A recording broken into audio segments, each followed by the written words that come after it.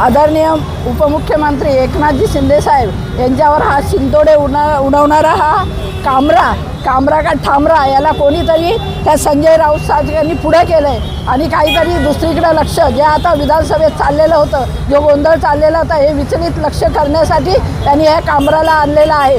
आणि गेल्या 2.5 वर्षामध्ये आदरणीय मुख्यमंत्री एकनाथजी शिंदे साहेबांनी जे केलेलं काम आहे, लोकांमध्ये जी त्यांची लोकप्रियता आहे, हे आता त्यांना डळमळीत होते।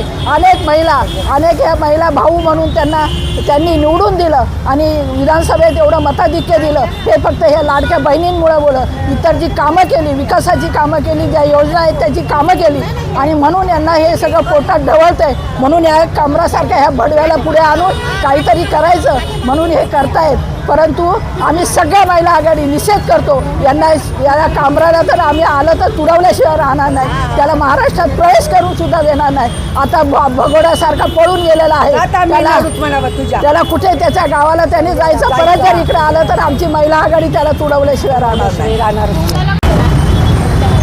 आज जर आपण बघितलं, महाराष्ट्राचे उपमुख्यमंत्री आणि माजी मुख्यमंत्री एकनाथजी शिंदे साहेब यांनी पहिल्यांदा महाराष्ट्रामध्ये जो कुणी महिलांचा सन्मान केला असेल ते फक्त आणि फक्त एकनाथजी शिंदे साहेबांनी। आणि ह्या बहिणींचा जो भाऊ आहे, ज्यांना महाराष्ट्राच्या सर्व महिला भाऊ म्हणतात, असे जे एकनाथजी शिंदे साहेब आहेत यांच्या विरोधात हे जे कामरा म्हणून जो आहे, आता शिवाय येतात तोंडामध्ये, पण आम्ही सुसंस्कृत महिला म्हणून त्या शिवाय देऊ शकत नाही, अशा नालायक माणसांनी असं चुकीचं वक्तव्य गाण्यातून व्यक्त केलं। त्याची लायकी नसताना तो साहेबांबरोबर बोलला। त्याची हिंमत असेल तर कल्याण शहरामध्ये येऊन दाखवावं त्याने।